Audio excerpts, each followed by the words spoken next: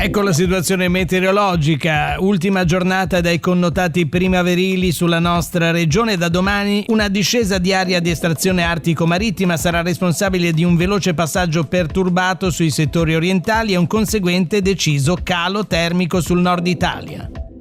Nel corso del pomeriggio attività cumuliforme sulle aree interne del Medio Levante e sul comparto delle Alpi Liguri marittime, e questo determinerà fenomeni localizzati tra Valtrebbia e Valdaveto e qualche nube sui tratti di coste adiacenti. Altrove invece il cielo resterà sereno o poco nuvoloso fino a sera. Venti deboli a regime di brezza con possibili locali rinforzi da sud-ovest sul mare aperto, e il mare che sarà poco mosso al largo e quasi calmo sotto costa, con temperature massime in leggero ed ulteriore aumento sullo spezzino in quota, punte oltre i 20 gradi.